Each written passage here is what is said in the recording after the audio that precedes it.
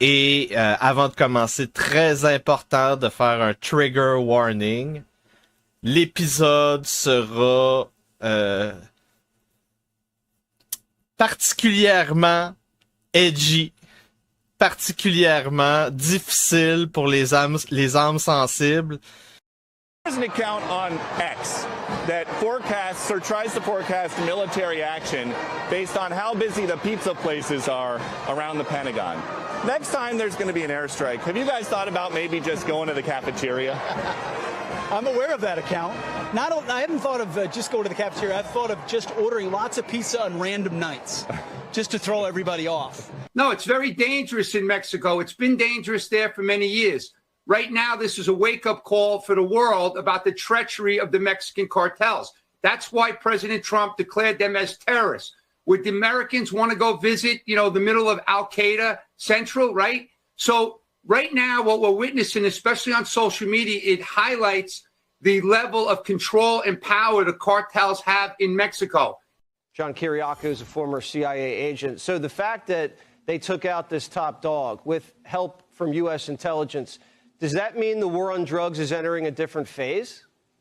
Oh, I think it is. I think it entered a different phase a year ago when Donald Trump said that the cartels were terrorist organizations. That wasn't just public relations. What that did is it freed up money appropriated by Congress and allowed the CIA, the NSA, and DOD to participate in these hunts. It really did change the battlefield in the war against the drug cartels. Do you believe President Trump plans to strike Iran, or is he using this threat as leverage? Well, I'm not, I cannot judge, but one fact is there that if they want to find a resolution for Iran's peaceful nuclear program, the only way is diplomacy. And we have proved this in the past, and I believe that still there is a good chance to have a diplomatic solution which is based on a win-win game, and a solution is at our reach. So there is no need for any military buildup, and military buildup cannot help it and cannot pressurize us. Well, you said on Friday that you would have a draft proposal within 2 to 3 days. Have you gotten the Supreme Leader to sign off on that proposal yet? And if so, when will you give it to Envoy Steve Witkoff? Well, we are still working on that.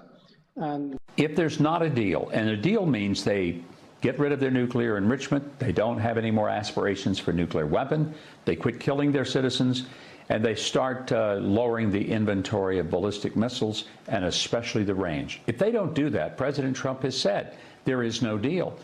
If they don't believe President Trump will do what he says in a military action, then they're not real smart. And they certainly have a short memory. They don't remember what happened to him last summer. The President asked me that this morning, and I don't want to use the word frustrated. It's almost because he understands he's got plenty of alternatives. But it's curious. He's curious as to why they haven't, I don't want to use the word capitulated, but why they haven't capitulated. Why under this sort of pressure, with the amount of sea power, naval power that we have over there, why they haven't come to us and said, we profess that we don't want a weapon, so here's what we're prepared to do, and yet it's hard to sort of get them to that place. He should certainly consider stripping the Islamic Republic of Iran of all its offensive capabilities and perhaps its defensive capabilities as well, because it doesn't need defensive capabilities if it is not threatening other nations. They better negotiate a fair deal. You know, the people of Iran are a lot different than the leaders of Iran. And it's very, very sad situation. But 32,000 people were killed over a relatively short period of time. And right now, there are over 100 mid-air refueling planes either in the Middle East or Europe. That's double the amount used for the B-2 strike in June as a comparison. And 15 of those tankers are in the Azores right now, the Atlantic, which were used to refuel the B-2s en route to destroy Iran's nuclear sites over the summer. We're at a moment, Joe, where in the next 6 months, we could realistically see the regimes in Iran, Venezuela, and Cuba all fall. and we could see them replaced with governments that want to be friends with America. Now let me be clear. There are 1,000 ways that can go wrong, so I'm not being Pollyannish about that. But if that happened, that would be the biggest geopolitical shift since the fall of the Berlin Wall. And so tonight, I expect the president to talk about historic successes over this last year. L'Amérique! L'Amérique! L'Amérique, putain, ouais! Reviens encore pour sauver cette putain de planète, ouais! L'Amérique, putain, ouais! La liberté est la seule voie, ouais!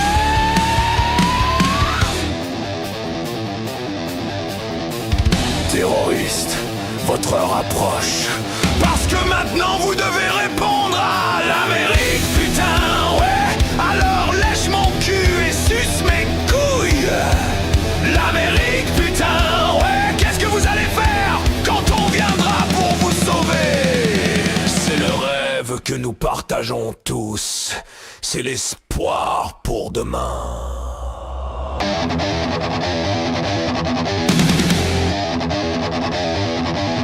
Putain, ouais! McDonald's, putain, ouais! Walmart, putain, ouais! Des bikinis, putain, ouais! Baseball, putain, ouais! NFL, putain, ouais! Rock'n'roll, putain, ouais!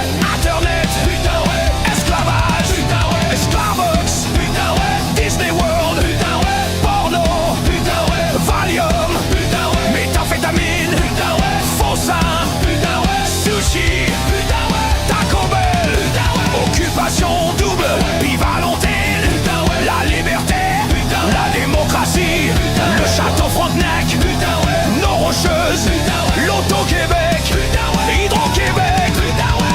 Infini, immigrants, CSN, FTQ, CSQ, la caisse de dépôt, putain, ouais! La mafia libérale, le parti québécois, puis le féminisme, putain, ouais! Putain, ouais! Putain, ouais! Putain, ouais! Hey! Hey! Hey! Hey! Hey!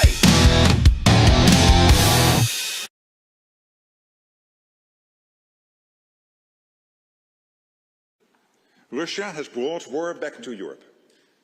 Well, you know what the critics would say. They'd say that the credibility factor is the Trump name and the Trump White House, and that everyone, you know, is here to curry favor. I think, again, the great irony is they didn't give us much of a choice. When you had they created this monster. When you had either one of us could have called any banker in New York over the last 20 years and gotten a loan for a building, and, you know, we just realized we were sort of the top of the Ponzi scheme that was banking. Different topic, and so I don't want to spend a lot of time, but all I can say is that the president of Syria, who I essentially put there, is doing a phenomenal job. He's a rough guy. He's not a choir boy. A choir boy couldn't do it. But Syria is coming together, really coming together well. And thus far, he's been very good to the Kurds. Yeah. The world is changing very fast right in front of us. Yeah. The old world is gone, frankly, the world I grew up in, and we live in a new era of geopolitics, and it's going to require all of us to sort of re-examine what that looks like and what our role is going to be. We knew the story of the international rules-based order was partially false. It is entirely possible, Sean, that in the next 6 months, we will see the regimes fall in Iran, in Venezuela, and in Cuba.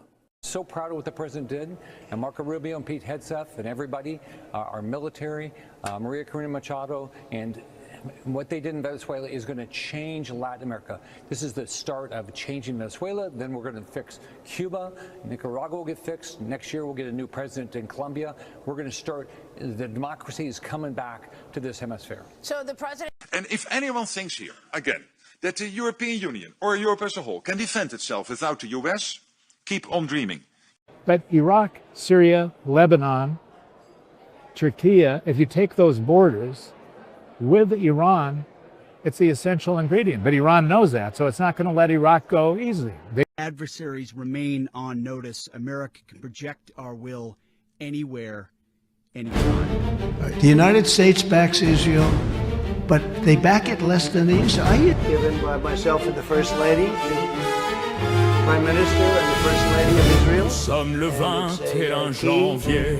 We call it a key to the White House, and it's a key to our country and to our hearts. 2025 années. What we need is that our enemies fear us, Après la mort our de friends respect us, and un everyone needs nouvel us. empire s'établit. Then I was being given this little peek into Les the crypto-bros, resilience of libertariens Israeli citizens. néoconservateurs, une nouvelle marche impériale, chasser les narcotrafiquants, bombarder les terroristes.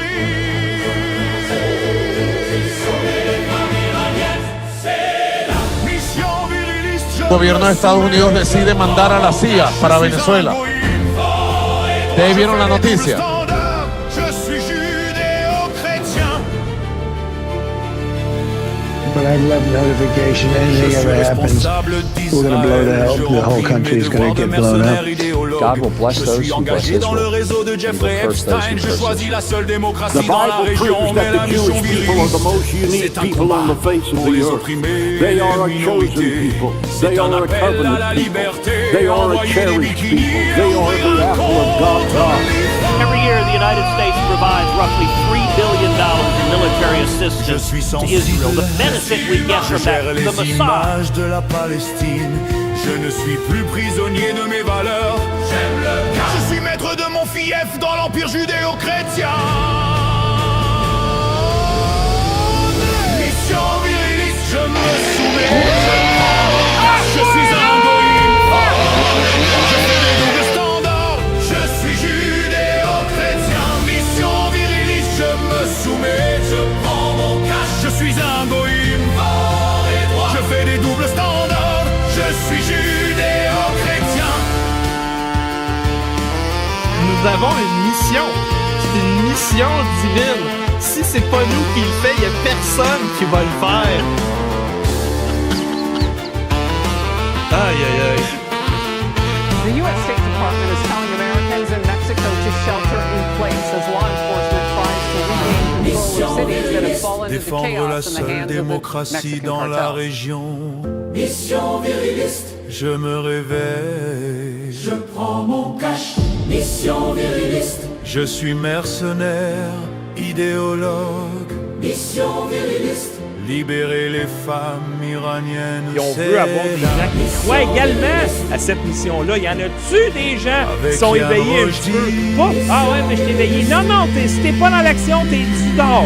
Si tu restes assis et tu fais rien, tu dors. Comme les autres. Arrête de dire que t'es éveillé, je suis éveillé. Non, tu ne l'es pas si t'es pas dans l'action. L'action la plus facile à faire, pas la plus difficile. La plus difficile, Yann, c'est de se lever, d'aller manifester. Non, la plus difficile, c'est construire sa baronnie pour conquérir le Québec et fonder la couronne québécoise en tant que roi. Mais le plus facile, c'est de faire un don. C'est ça le plus facile.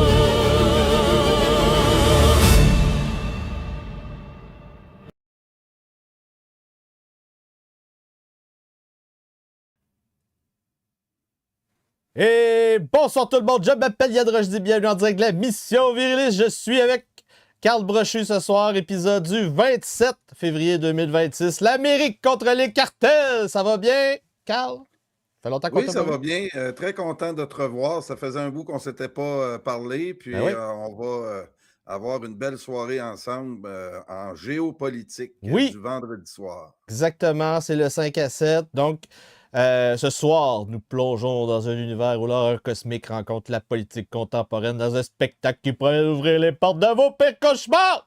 Le podcast s'autodétruira à la fin du direct sur YouTube. Venez nous rejoindre, combattre la censure sur Rumble, Substack, YannRochdy.com et TikTok. Aujourd'hui, les manchettes de la Troisième Guerre mondiale, l'empereur du milieu et le tsar posent leur ligne rouge sur l'Iran. Une première depuis très longtemps. Assassinat de El Mencho et escalade au Mexique.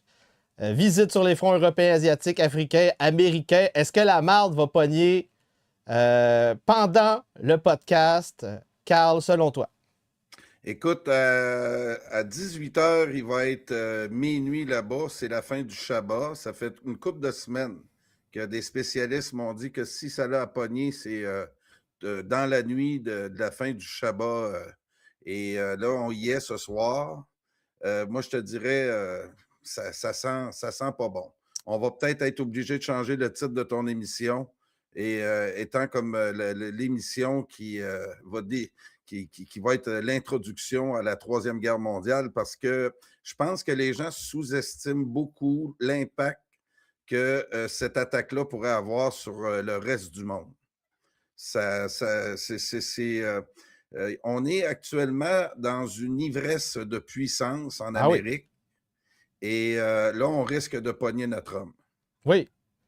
Donc, on remercie Ginette. Ginette qui m'a envoyé une lettre. Puis qui a envoyé 100 $ de dons. Donc, grâce à Ginette, on va avoir une invasion TikTok puis les sorcières de la semaine. On est rendu à 130 $ cette semaine. On a besoin de dons pour réparer le char. Parce que là, Carl, il y a un complot. Il y a des entités qui ne veulent pas que j'aille à Montréal. À chaque fois qu'on se rejoint avec André, avec toi, il m'arrive de quoi avec mon char. Les bearings de roue, tu as le tableau de bord, puis là, c'est rendu donc un accrochage mercredi. Donc, il faut que je ramasse de l'argent. Merci à Ginette. Et donc, elle pose une question.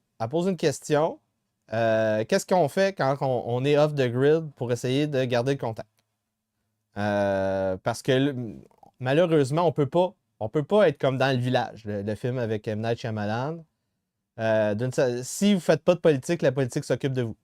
Donc, d'une certaine manière, il faut rester un petit peu connecté, mais il faut limiter, il faut modérer, il faut savoir comment gérer ça.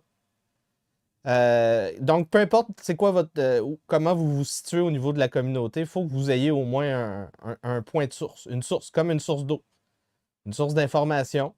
Ça vous prend un accès Internet. Moi, je recommande quelqu'un dans vos alentours qui a un Starlink. Puis vous vous regroupez pour écouter des podcasts puis des émissions une fois par semaine. Ou deux, whatever. Tu sais, ça, c'est un exemple à poser la question. Hein? Donc, on y va. On est dans un shift monétaire historique présentement. La courbe s'inverse, Carl. Tu le vois sur le graphique. Une première depuis 1996. Les réserves d'or dépassent les réserves de dollars US. Le pétrodollar, c'est terminé. Ou en voie de. La seule manière qu'on va pouvoir réinverser cette courbe-là, ce serait avec une coupe de bonnes petites guerres qui servent à rien. Hein? Écoute, c'est une information qu'on parle depuis environ 3-4 semaines. Le dollar américain, depuis l'arrivée de Donald Trump, a perdu environ 20% de sa valeur. Et il faut regarder là-dessus, puis à Lux Media, vous êtes bien informés du prix de l'or et de l'argent métal pour nous apercevoir qu'il se passe quelque chose d'anormal actuellement au niveau économique. Et tu te rappelleras aussi qu'au début du mandat de Trump, Elon Musk était supposé d'aller voir les réserves d'or à Fort Knox. Il ne l'a pas fait. Le nom, là. Fort Knox. Et la nouvelle a complètement disparu. On n'a jamais pu savoir si effectivement il y avait encore de l'or. Puis je tiens à noter que le Canada, lui... ils les ont vendus. Oui. Ils l'ont tous vendu. Oui. Et l'autre information que j'ai de plusieurs sources, la Russie, la Chine, tous les pays émergents actuellement font des réserves d'or. Il y a plusieurs pays du Proche-Orient qui échangent leur dollar américain en liquide, c'est-à-dire des grosses valises d'argent, pour la transformer en or parce qu'ils sentent que le dollar est en train de décrocher. J'en parle depuis 3 ans, moi, à Brochu TV, dans ce basculement du monde-là. Il va y avoir un phénomène où, plusieurs, en fait, dans ce basculement du monde-là, et un des faits majeurs, c'est la fin de l'hégémonie du dollar américain qui est en train de se passer sous nos yeux. Et moi, je pensais que ça allait s'effondrer très rapidement après le début de la guerre en Ukraine. Non. Mais c'est pas ça qui s'est passé. Puis la Chine, la Russie et d'autres pays actuellement commercent du pétrole sans utiliser le dollar américain, ce qui était un énorme privilège du dollar américain qui avait été acquis au début des années 70 à à la fin, là, le fameux Bretton Woods, là, où ce qu'on a arrêté Oui, dans l'accord avec la Maison des Saouds qui s'est terminé en 2024-2025. C'est ça. Puis le fils héritier là, de l'Arabie Saoudite, Mohamed bin Salman. ça a été un fait majeur, ça, il y a 3 ans, a commencé à vendre du pétrole à ses voisins sans utiliser le dollar américain. Et normalement, ce gars-là aurait fini comme Kadhafi et d'autres qui l'ont essayé, c'est-à-dire assassiné quelques semaines Surtout par la que suite. Mais- MBS, au niveau des complotistes, il aurait été sauvé par Trump à Las Vegas quand il y a eu l'attentat dont personne ne veut parler, au-dessus de 150 morts. La vraie raison de cet attentat-là, dont on n'a jamais su le fin mot de l'histoire, là, avec plusieurs tireurs et tout, c'était censé être lui, la victime, en tout cas. Mais c'est fou.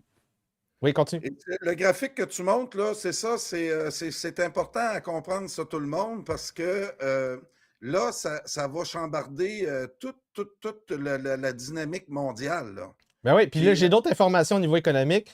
Vas-y. Tu as ici le déficit américain au niveau des biens de consommation qui s'est élargi de 17 milliards à 70 milliards. Donc, au niveau de la balance commerciale, ça ne va pas super bien. On a des grosses banqueroutes, des grosses faillites, 9 grosses compagnies, 18 majeures dans les 3 dernières semaines qui ont déclaré faillite dernièrement. On a des explosions au niveau des métaux, tu en as parlé. Donc, même le cuivre. C'est cuivre, c'est argent, c'est or, c'est palladium, c'est uranium. Yann, moi, je me rappelle d'une information dans le cuivre. Pendant la COVID, la Chine avait acheté tout ce qu'il y avait de réserves de cuivre dans le monde. Eux autres, là, ils accumulent des métaux précieux, des métaux rares depuis plusieurs années. Nous autres, on se réveille, là. On s'aperçoit qu'il nous manque certains éléments là, pour comment je pourrais te dire, dans cette ivresse de puissance-là, Yann. Moi, je pense qu'on est sur le bord de certains phénomènes qu'on n'a jamais vécus. Tu le vois ici. Donc, on est à un sommet de volatilité, c'est très rare. Donc, tu vois, depuis les années de la Deuxième Guerre mondiale, tu as quelque chose comme moins d'une dizaine de moments aussi volatiles que présentement. Moins d'une dizaine en 100 ans. Donc, c'est énorme. Il se passe quelque chose, le mouvement est en cours, des fortunes seront faites et détruites. Et je suis d'accord avec Yves là-dessus. On croit les deux, c'est vraiment quand les missiles vont partir en Iran. Qui va manger une volée? Est-ce que l'Iran va dégommer un porte-avions américain? Est-ce que tout le monde va manger une volée comme en juin dernier? Sauf les Américains. On n'est pas certain. On n'est pas certain. C'est pour ça que c'est très volatile présentement. Si on était certain, tout le monde placerait leurs billes en fonction de cette connaissance-là. Et là, on va voir quand on va se déplacer au front du Moyen-Orient tantôt. Là, vous allez voir, là, j'ai des informations majeures qui sont sorties aujourd'hui. Donc, ça mérite des likes, ça mérite des partages. Warren Buffett, lui aussi, est au courant que les billes ne sont pas placées.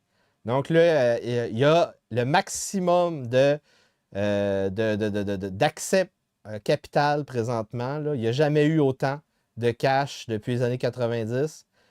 Donc lui, il est prêt à acheter quand tout va tomber.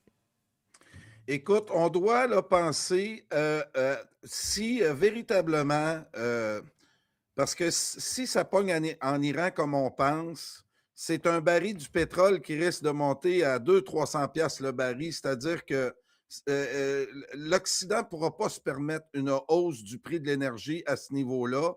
Nos économies sont déjà fragiles. Pas besoin d'être un grand économiste là, pour comprendre que la seule chose qui leur reste, c'est étamper de l'argent. Oui. Et ça, ils peuvent tenir un petit bout de temps, mais ça risque d'être... C'est un schéma de Ponzi. Hein? C'est un schéma de Ponzi, Carl. Le schéma de Ponzi, c'est le pétrodollar, puis ce pétrodollar-là est garanti par une imprimante à billets, comme tu viens de dire. Une imprimante à billets qui est utilisée pour imprimer des armes, des bateaux, 29 milliards, 24 milliards de défense missiles air, 25 milliards de bases industrielles, 15 milliards d'armes à bas coût, 9,5 pour la supériorité aérienne, 10,8 pour les forces nucléaires, 12,3 pour les forces indo-pacifiques, 16,2 pour... donc ça, c'est le niveau opérationnel. Donc, on a sorti le budget du Pentagone. C'est ça que tu as bien vu, Carl. Donc, c'est à ça que ça sert, la planche à billets que tu as mentionné. Payer ce truc de papier-là. Et là, évidemment, quand tu payes pour quelque chose, il faut que tu aies de quoi en retour. C'est quoi le retour sur investissement de la planche à billets pour le budget de défense américain? Évidemment, c'est faire la guerre. Donc, il faut qu'on explose l'Iran. On est obligé d'exploser l'Iran. Sinon, ça veut dire que l'Empire américain ne vaut plus rien. C'est là qu'on est rendu. Exactement. On a besoin, comme disait mon père à l'époque, d'une bonne grande guerre pour mettre les finances sur le pied. Mais là, ce coup-ci, ça risque d'être beaucoup plus difficile. Par contre, Yann, je m'aperçois que la haute finance apatride des banquiers judéo-protestants qui mènent cet empire-là maritime depuis 500 ans, que Poutine a qualifié de vampire. Et là, avec le dossier Epstein, on commence à comprendre tout le poids de ces paroles prononcées il y a environ 3 ans, qui allaient mettre fin à cet empire de vampires-là qui règne sur le monde depuis 500 ans, Yann. Depuis l'époque coloniale où on a colonisé l'Amérique, ceux qui ont sorti gagnants de ça, c'est les banquiers judéo-protestants qui ont dominé l'Atlantique pour ensuite dominer le monde. Cet empire maritime-là s'est propagé au pourtour de la Russie, créant des déséquilibres depuis 500 ans. Les Anglais, ça a été la même chose.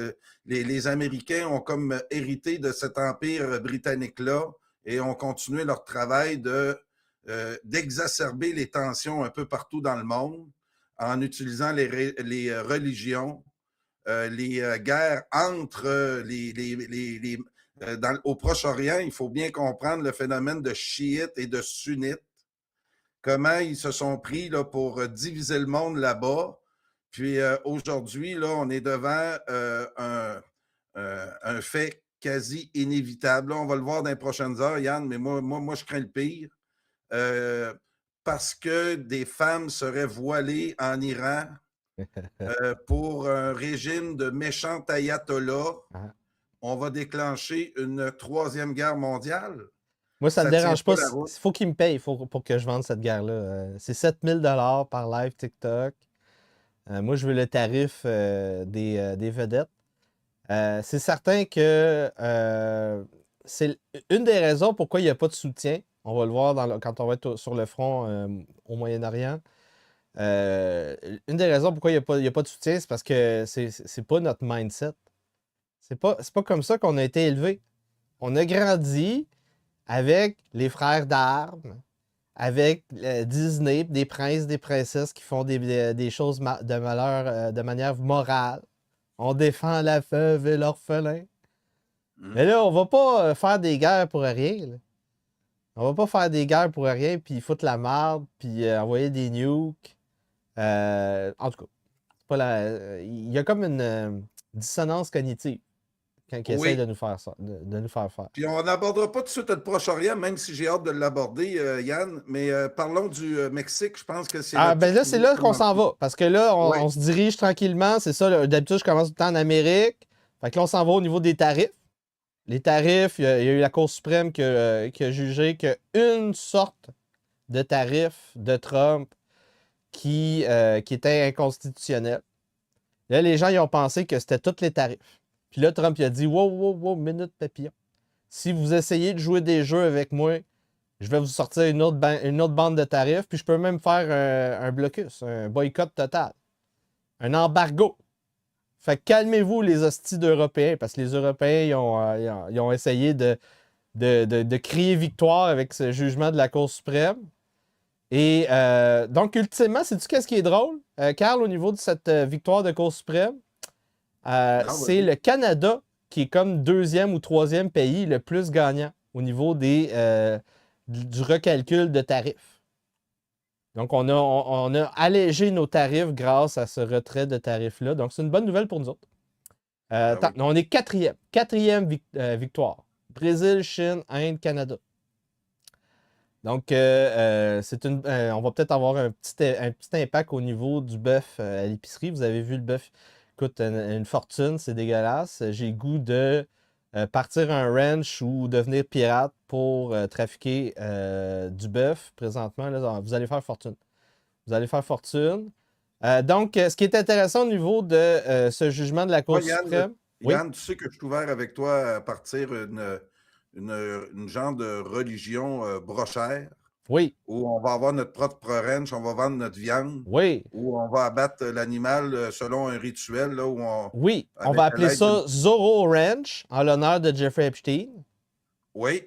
Et moi, je vais être le début là, d'un genre de rabbin là, qui va aller bénir la viande, puis on va charger une taxe dessus, mais moi j'attends juste ton signal. Là. On va avoir une usine de textile, on va faire des bikinis pour pouvoir les catapulter avec des bombes à bikini. Parce que là, j'ai développé, après mon lance-roquette à bikini, j'ai développé aussi des bombes, des missiles balistiques à bikini avec des sous-munitions, des sous-bikinis.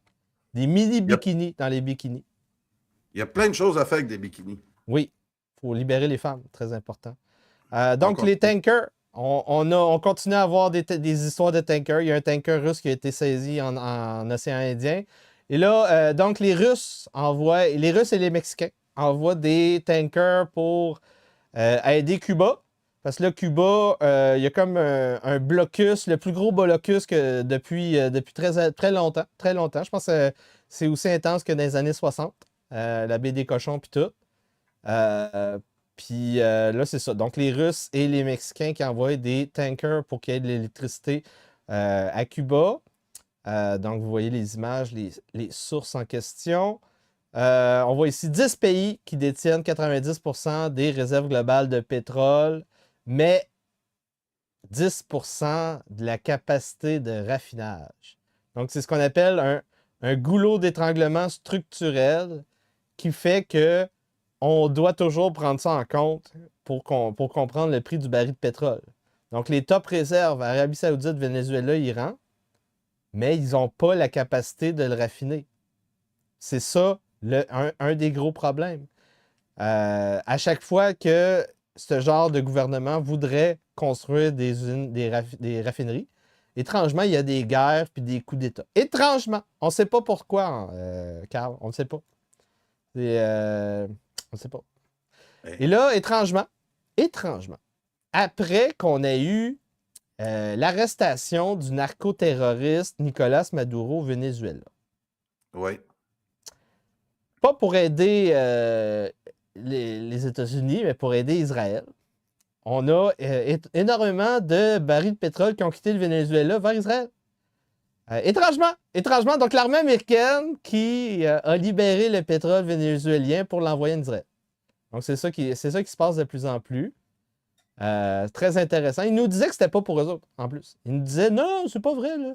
C'est pas vrai, vous êtes des complotistes. Mais là, c'est confirmé.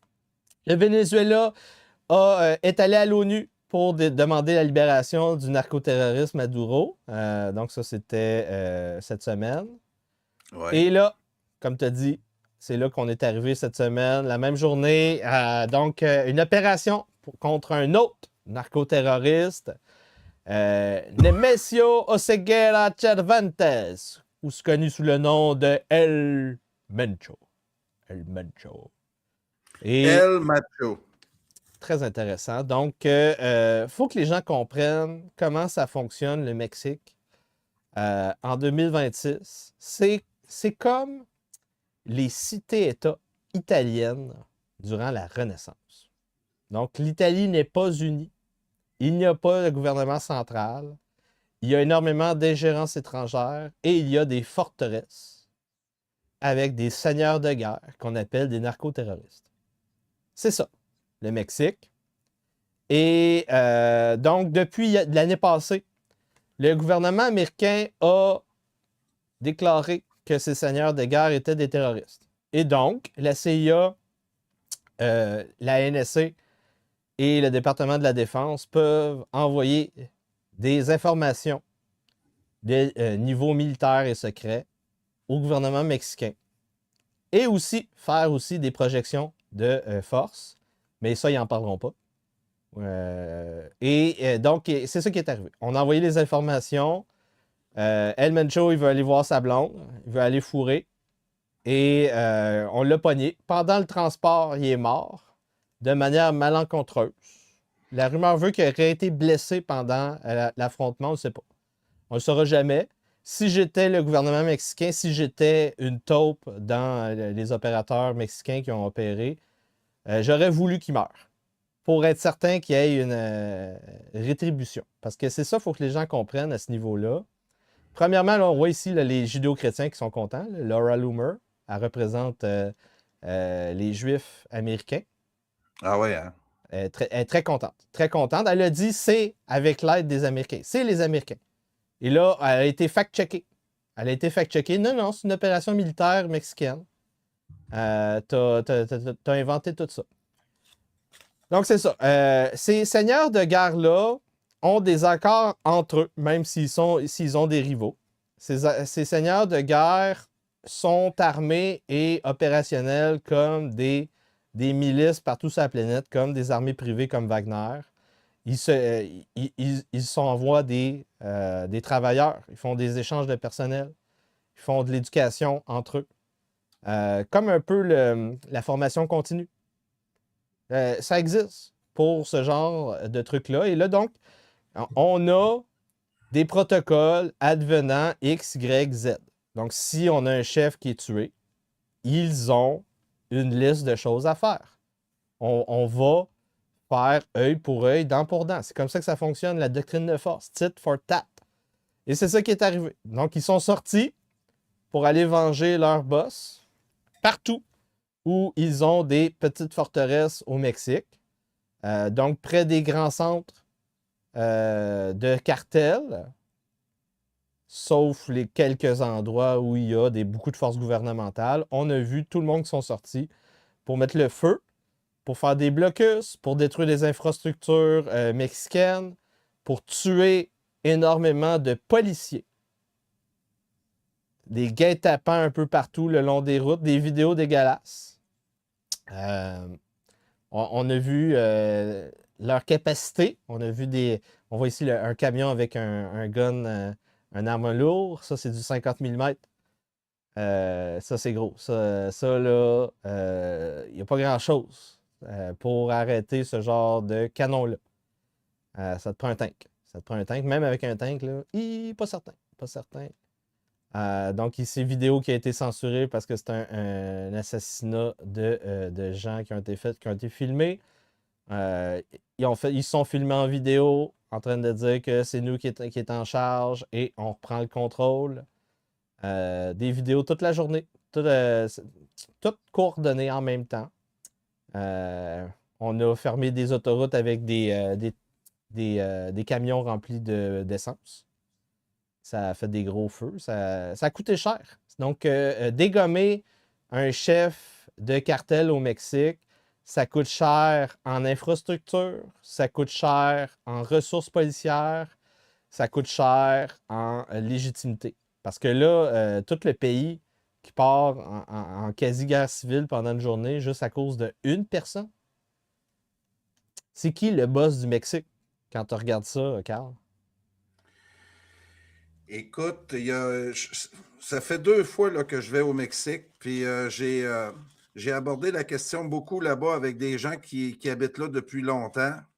Puis ces événements-là là, qui ont lieu depuis quelques jours, moi j'ai été surtout là, dans le sud, dans le coin de Cancun, mais c'est Puerto Vallarta, là, c'est à 2000 km de où j'étais. Et on me dit que dans les régions touristiques, entre autres à Cancun, que c'est très calme parce que les hôtels appartiennent à des chefs de gang, cartels là-bas et ils veulent surtout pas toucher à l'industrie du tourisme qui est rentable. Par contre, c'est ça, là.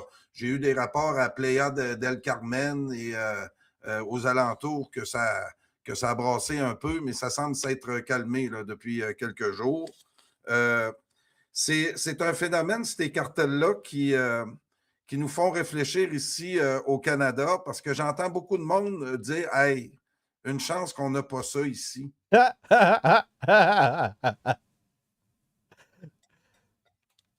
Écoute, il faut savoir que là-bas, ils sont dans le sud. Hein? Puis j'ai appris que le Mexique est développé, le territoire du Mexique est développé à peu près à 25% des ceux qui ont colonisé le Mexique. Le reste, le 75%, est relativement dans la jungle ou dans des endroits quand même très reculés, où la civilisation est pas ce qu'on pense. Et ce qui m'a frappé là-bas, c'est que quand tu passes devant des postes de police, il y a plein de photos de jeunes femmes, de jeunes hommes plus ou moins vieux, jeunes et vieux, qui sont disparus. Et là, ça m'a amené à comprendre un peu pour toutes sortes de raisons, là. Et mes informations sont très, très, très solides, là. J'ai quelqu'un dans mon entourage qui est tombé en amour avec une Mexicaine. Et ça m'a interrogé beaucoup parce que elle, c'est une Mexicaine. L'autre, il est québécois, mesure 6 pieds 2 et blanc comme une pinte de lait. Puis, on a essayé d'avertir cette personne-là qui était très dangereux au Mexique, même si sa copine est toute remplie de bonnes intentions. C'est que si tu sors de certains centres urbains, tu n'es jamais trop certain. Puis, tu es mieux de te promener le jour et non pas le soir. Il y a beaucoup de routes au Mexique qui te conseillent de coucher dans des hôtels aussitôt qu'il se met à faire noir parce qu'ils ne peuvent pas assurer ta sécurité. Donc, c'est un tout autre monde. Et ce qui nous sépare de ça au Québec et au Canada, c'est que nous autres, on a 6 mois par année qu'il y a de la neige, où il n'y a pas personne qui peut se fixer dans des forêts de façon permanente. Parce que c'est un peu ça qui est le cas là-bas. Là. Il y a les pays chauds, ça ne se gère pas comme les pays nordiques. Et ce cartel-là est très puissant. Moi, j'avais écouté un film sur le cartel mexicain où là, il y a eu des décapitations. Oui. Eux autres, là, pour faire passer le message, là, c'est pas... au Québec, on a déjà utilisé des sacs de couchage qu'on mettait les gens qu'on voulait se débarrasser dans le fond du fleuve. Les blocs de ciment. Hein? Les blocs de ciment. Des blocs de ciment puis tout ça, parce qu'ici, on a un fleuve. Donc, c'est comme ça qu'ils gèrent ça, mais c'est pas plus joli que ce qui se passe là-bas. Mais là-bas, ils les décapitent puis ils les mettent sur dans le centre-ville. Oui. Où tu as 3-4 têtes là, qui, de ce temps-ci, roulent. Oui. Parce que inévitablement, dans cette dynamique-là, il y en a qui ne suivent pas tout le temps les règles. Puis dans des moments comme ça, ben, on en profite pour régler des comptes de vieille date. Puis, et certains font même des rituels sataniques là-dedans. Oui, puis c'est ça que c'est l'autre affaire. Écoute, moi, j'ai eu une histoire là, où il y a beaucoup de jeunes femmes qui viennent travailler au Mexique, qui viennent des autres pays. Il y en a beaucoup qui viennent du Venezuela et de l'Argentine, entre autres. Puis ces femmes-là viennent travailler illégalement, puis il y en a qui réussissent mieux que d'autres. Mais ils n'ont jamais avantage à donner leur vraie identité. Parce que si on réussit à le trouver, puis les gens du cartel identifient quelqu'un qui n'a pas ses papiers, cette personne-là disparaît quelques heures après. Il n'y a rien pour protéger ces enfants-là. Et il y a un trafic humain là-bas, Yann, qui est quand même très préoccupant aussi. Et c'est la misère humaine à son apogée, où c'est les Nord-Américains qui profitons de ça. Les organes qu'on vend, la poudre qui passe aussi. Écoute, la personne là, en question nous a appris que le bonhomme était boulanger, mais qu'il était dans le trafic, qu'il était dans le cartel. Ah, ben oui, parce que les petites entreprises sont obligées d'être dans le cartel parce que leur manière de faire du cash quand tu es un petit entrepreneur au Mexique, c'est en stockant la drogue. C'est comme ça que tu fais du cash. Donc, au lieu de faire des investissements à la bourse, d'acheter de l'or, de l'argent, tu achètes des kilos de fentanyl et tu les revends. Tu les revends aux petits blancs qui viennent dans ta shop. C'est littéralement comme ça que ça fonctionne. C'est le système. Ils font pas tout ça, mais beaucoup, beaucoup. Écoute, puis ça, là, ça rentre à plein de portes au Canada. Puis là, Trump essaye de réagir face à ça parce que les Chinois, ce qu'on ne comprend pas, c'est un peuple millénaire. Ils ont une lecture du temps qui est beaucoup plus long que nous. Puis eux, ils se sont fait jouer le coup de la guerre de l'opium il y a environ 200 ans. Oui. Ça, c'est difficile. Nous autres, on a une mémoire d'environ 6 mois. Oui. Mais ces peuples-là, ils sont ancrés dans leur histoire depuis des millénaires. Puis pour eux, la guerre de l'opium, c'était hier. Oui. Dans leur espace-temps à eux. Mais... Et les Britanniques ont essayé parce que les Chinois n'ont jamais voulu faire de trouble à personne. Ce sont, qu'on en dise plein de mal, les Chinois n'ont jamais voulu dominer le monde ou avoir un empire pour dominer le monde. D'ailleurs, à un moment donné, tu le sais, tu connais mieux l'histoire que moi, ça fait une couple de siècles, là, il y avait une flotte maritime, les Chinois, capable de mener le monde, puis ils ont préféré couler les bateaux et de renoncer à cette idée-là de... Mais c'est qu'ils ont eu une série de mauvaises expériences. Ouais. Ils ont essayé de se rendre en Afrique. Il y a eu une tempête, il y a eu une défaite maritime, et l'empereur, il a dit « fuck that shit ». Parce que c'est ce qui arrive souvent parce que si tu veux être un empire qui prend possession d'un continent ou de la planète, et pendant longtemps, la planète, c'était juste les routes de la soie. Donc, ça partait à peu près de l'Inde jusqu'à l'Égypte. C'était ça le centre du monde. Et là, pour contrôler ça, soit que ça te prend 100 000 et plus de cavalerie, ce qui coûte une fortune, soit que tu as la plus grosse marine. Et un exemple, les Romains, quand ils ont pris le pouvoir de la Méditerranée, il a fallu qu'ils fassent 3 guerres contre Carthage, qui est Tunis en 2026, la Tunisie. Et pour la première guerre de Carthage, les Romains ont perdu 3 flottes avec des tempêtes et des défaites militaires. 3 flottes. Donc, ça a coûté des centaines de milliers de vies romaines, des centaines de milliers, peut-être même des millions de sesterces pour construire 7 flottes de plusieurs centaines de vaisseaux. Tout ça pour être les boss. Ouais. Et là, c'est ça qui est intéressant.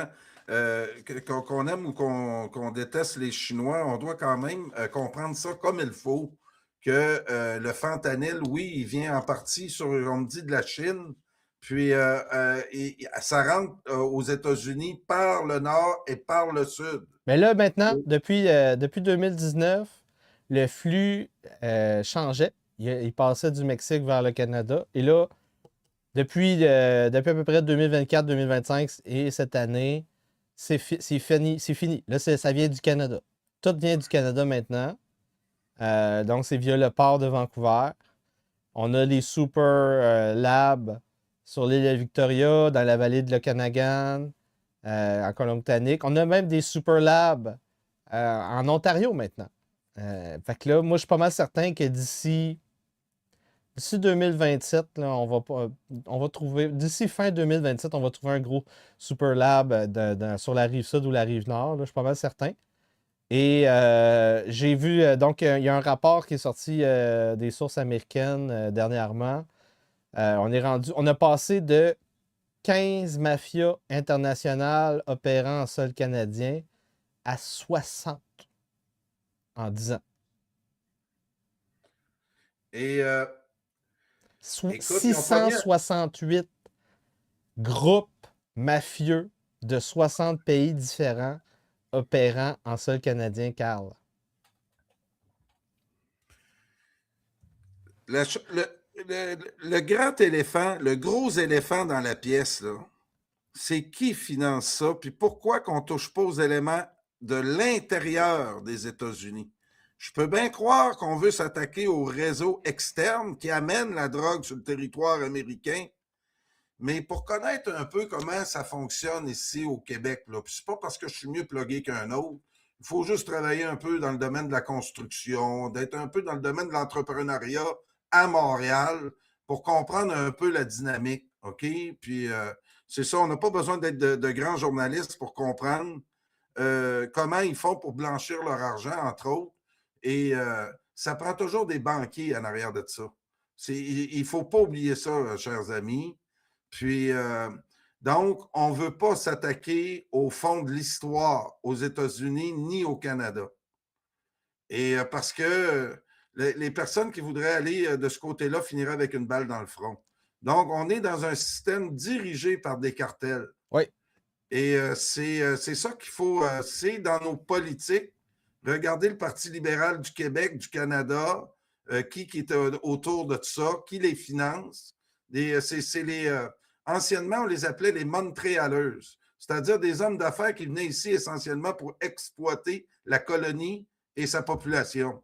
Puis ils ne sont pas là pour nos beaux yeux, ils sont véritablement là parce ils ont des privilèges qui leur permettent de faire de la business sur le dos des citoyens. Puis là, ça en devient insupportable parce que là, ça s'accumule. Au Québec, on a l'accumulation de plusieurs mafias qui datent de 270 ans. Là. Puis c'est pas drôle ce qu'on dit là. Parce que ça disparaît pas dans l'histoire. Non, parce que c'est ça. C'est que les mafias, ils ont des robinets. Ils ont des robinets, Carl. Puis c'est pour ça que moi, j'ai un peu peur là, que tu ailles au Mexique présentement parce que là, s'ils ont des problèmes de cash flow, le but, ça va être de faire des bounties. Donc, de faire des kidnappings pour aller chercher des rançons.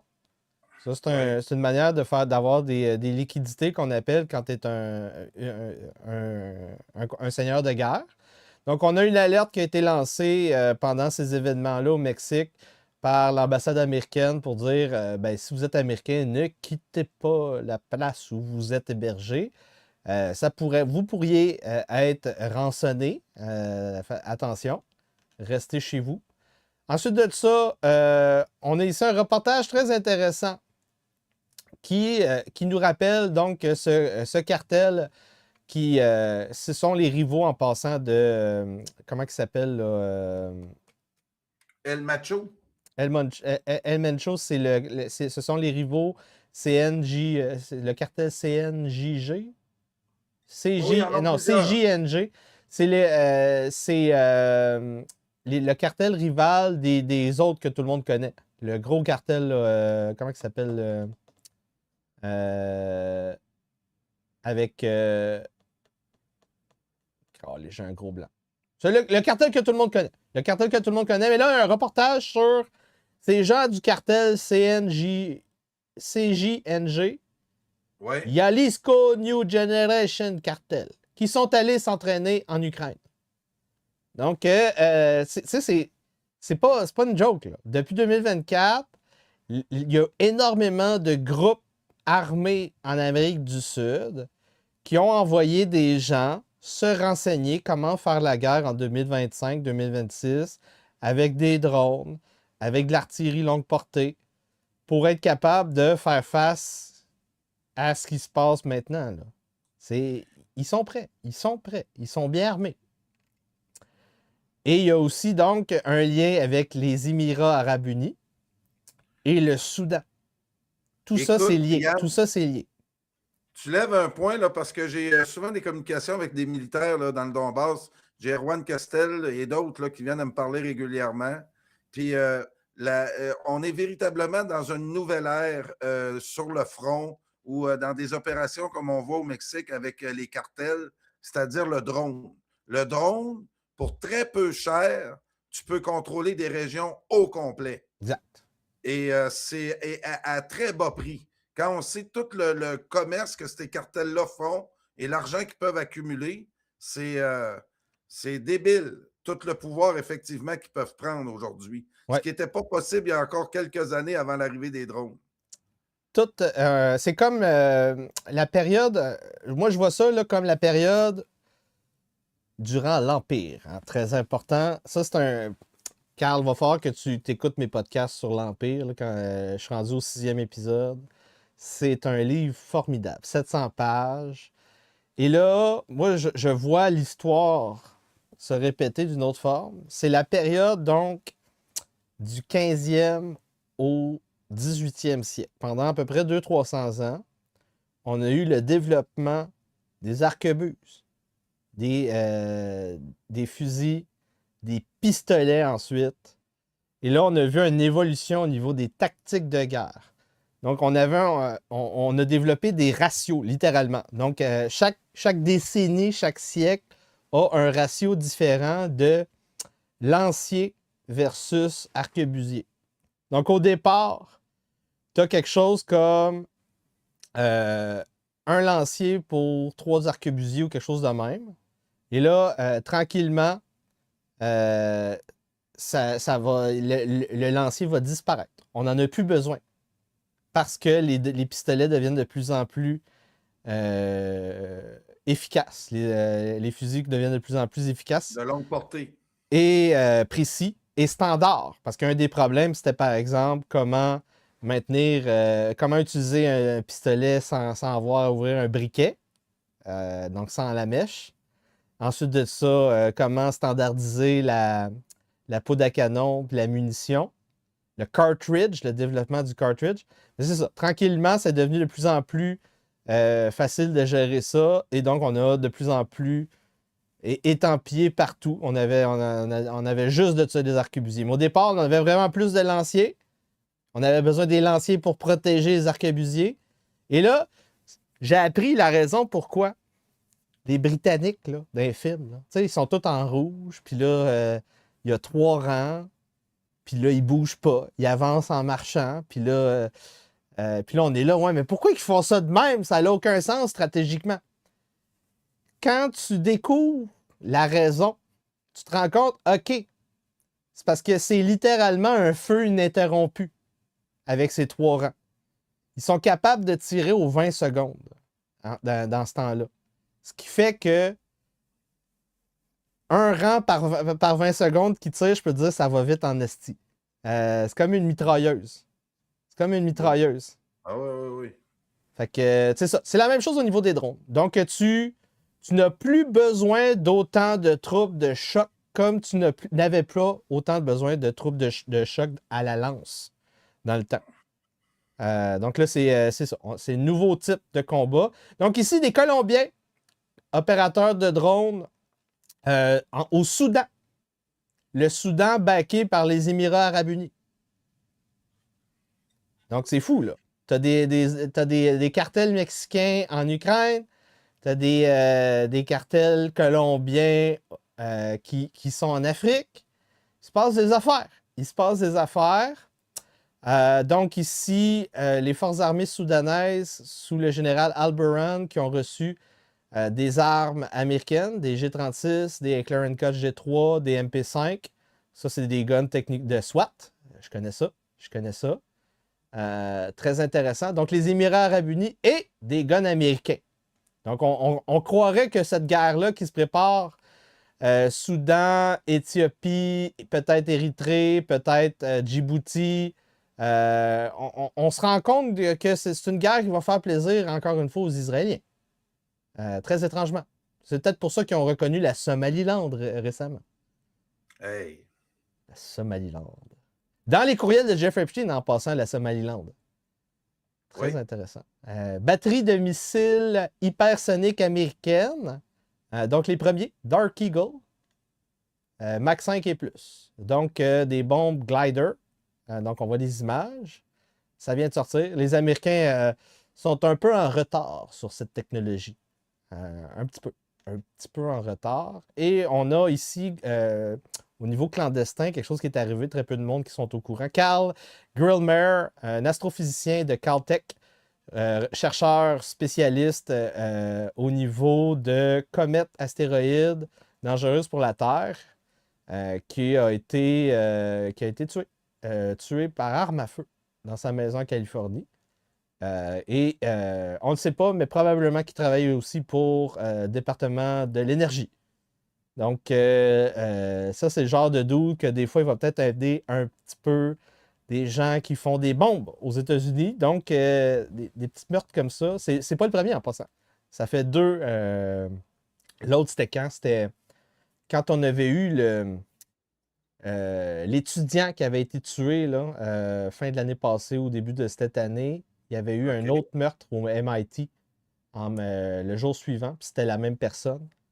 Un étudiant néoconservateur, puis ensuite de ça, un scientifique au MIT. Le scientifique du MIT, c'était aussi une autre grosse pointure. Il se passe des affaires, Carl. Il se passe des affaires. Sur les missiles hypersoniques, là, effectivement, puis les drones, ça rend caduque les chars d'assaut, entre autres, sur les fronts, parce que là, c'est devenu une cible de choix pour un drone, un beau gros tank là, qui arrive dans un champ. Donc, entre autres, les tanks ne peuvent plus faire des blitzkrieg, c'est-à-dire de regrouper 50 chars d'assaut puis partir vers une ville. Il est impossible de le faire maintenant. Et l'autre chose qui est rendue caduque, c'est tout ce qui flotte sur la mer, dont les porte-avions, là, on va en parler tantôt, là. Mais quand il est venu le temps de faire l'opération au Venezuela, ça a été pas pire là, avec leur porte-avions puis tout ça, ils ont pu sortir les gros bras et autres. Et ça, je suis surpris que tu me dises qu'on sort du pétrole du Venezuela actuellement au nom des États-Unis. Parce que entre remplacer Maduro puis ensuite permettre aux pétrolières américaines d'en profiter, j'avais l'information, moi, que il y avait beaucoup de pétroliers, de compagnies pétrolières américaines qui ne voulaient pas y aller encore parce que c'était pas assez sûr. Ah, ils veulent pas. Ils veulent pas, mais c'est pas pour eux autres, c'est les Israéliens qui l'ont sorti. C'est ça, c'est littéralement ça. Le pétrole est envoyé littéralement à Haïfa. C'est ça qui se passe. Oui, mais il faut que tu ailles le chercher au Venezuela. Comment ils font pour. Ils prennent les super-tankers russes. OK. Non, c'est fucked up. C'est fucked up. Non, mais j'aime ça comprendre. Des fois, on est mieux d'aller moins vite pour comprendre. Oui. Donc, c'est la fin de la section gratuite. Donc, à la fin du direct, vous allez devoir vous abonner 5$ par mois sur yanrojdi.substack.com, sur yanrojdi.com, sur YouTube. Sans vous, je ne peux pas continuer ce travail. Un café par mois pour supporter mon travail unique. C'est pas beaucoup. C'est peu cher. Là, on s'en va sur le front européen, Carl. Hey, parlant de café, là. Logistique, et ils comprennent mal comment ça s'arrête une guerre. Très difficile à voir. Donc, c'est là qu'on est rendu. J'ai revérifié si c'était passé de quoi sur Polymarket. Non, on est resté à 24. Ça n'a pas augmenté. On a terminé pour aujourd'hui. J'espère que vous avez apprécié cette émission. On a encore une fois battu un record. On est rendu à 91 personnes sur YouTube. On a envoyé quelques super chats. On a besoin de dons. Sans vous, je ne peux pas poursuivre ce travail. À la fin du direct, on bascule derrière le paywall. Venez vous abonner sur yanrojdi.substack.com, yanrojdi.com ou sur YouTube. Dans la section souscription, vous allez avoir accès au contenu derrière le paywall réservé aux membres. Oui. Juste vous dire que dimanche, je serai à Trois-Rivières dans une conférence donnée par Bernard Massy sur toutes les mesures covidiennes et leurs répercussions dans la santé de tout le monde. Donc, il va venir nous parler des effets en conférence, des effets secondaires de tout ce qui s'est injecté là, pendant la COVID. Donc, Bernard fait le suivi de ça avec Réinfo Québec. Donc, ça a lieu à Trois-Rivières dimanche aux alentours d'1h30. Donc, je serai là, puis on va aller déjeuner avant. Donc, ceux qui surveillent, là, ceux qui seront intéressés, je serai à Trois-Rivières dimanche matin. All right. On reste en contact pour la poursuite de peut-être entrevue avec Alain Soral. Moi, je suis prêt. On attend juste des détails. Évidemment, on a appris cette semaine qu'Alain Soral il a reçu une autre peine de prison. Donc, ça se peut qu'il soit un peu occupé. Oui, puis j'ai parlé à Alain Soral il y a à peine une semaine. Puis c'est ça, il nous a dit qu'il était occupé beaucoup, mais qu'en début mars, il allait venir nous jaser. Puis l'autre aussi, c'est l'entrevue du colonel Douglas McGregor là, qui était faite mardi, que je vais te donner une copie. Oui. Puis si tu veux la décortiquer dans tes émissions, ben, ça va me faire plaisir. Ça a été fait pour être écouté. Yes. All right. Donc, merci beaucoup encore une fois, Carl Brochu. Allez vous abonner à sa chaîne sur YouTube, même si elle est bloquée. Brochu TV Québec. Sans vous, on ne peut pas continuer ce travail. Et donc, on vous souhaite une bonne soirée. On se voit demain pour un siège TikTok, Carl. Parce que oui, je subis les assauts des hordes de morts-vivants de la gauche sur TikTok. Et je fais des gains à chaque semaine. Je suis presque rendu à 1000 abonnés. Là. Je suis rendu à quoi? 700 à peu près? 680? Ça va vite, ça va vite. Avec un homme viril aussi. Oui.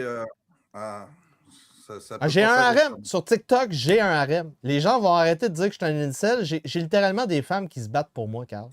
Ben, puis écoute, moi, je suis un petit peu déçu. Là. J'ai un petit pincement au cœur là, que tu n'as pas réussi à sauver Elisabeth Lemay. Je me demandais, j'ai dit, je vais le savoir aujourd'hui s'il a réussi à la sauver.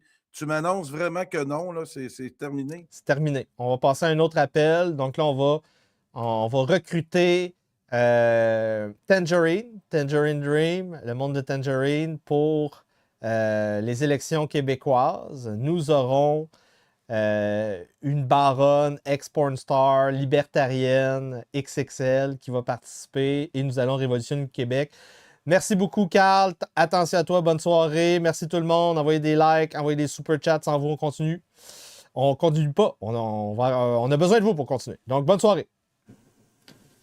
Au nom du narratif du rochdisme débridé, l'acteur Yann Rochdy et le personnage du baron inquisiteur rentrent en rébellion ouverte contre la couronne britannique. C'est terminé! Nous arrêtons de nous soumettre. Tous les pouvoirs souverains sont rachetés au nom de Jésus-Christ. Et vous allez arrêter de nous raqueter. C'est terminé. Nous sommes en taquillon. Nous optimisons notre fiscalité. Nous créons des sociétés fraternelles. Nous travaillons dans une mission œcuménique qu'on appelle la Nouvelle Inquisition. Nous construisons la baronnie rochdienne. Et c'est comme ça que nous allons réparer le Québec. Bonne soirée. Si vous parlez de ce sujet, vous faites partie de l'extrême droite. Littéralement. Shiloh! Où es-tu, Shiloh? Où est la Shiloh québécoise? Parce que le patriarcat est toujours en charge! Le Rochediste n'a pas de position là-dessus.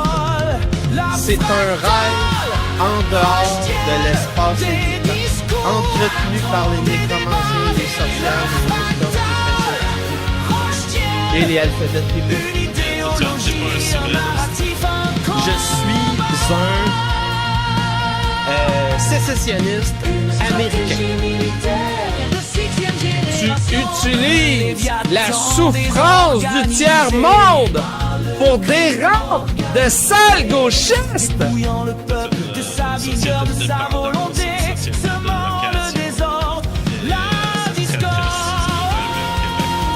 Donc c'est quoi un monde viriliste? Un monde viriliste, c'est un monde où quand un mort-vivant vient pour te décrisser, te racketter, te faire peur, tu lui crises une claque ta gueule et il recule comme une petite bitch. Des propositions contre les fonctionnaires et les ministères qui ne sont pas assez radicales. Il y a des gens qui pensent que j'exagère, que je jouerais un rôle. Vous devez comprendre quelque chose d'important. Je veux littéralement mettre des sorcières sur des bûchers.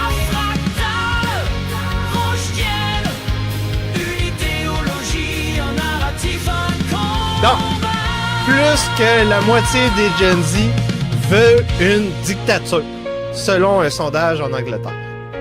C'est en plein Comme le cœur de ce néant qu'a lieu l'éveil du time.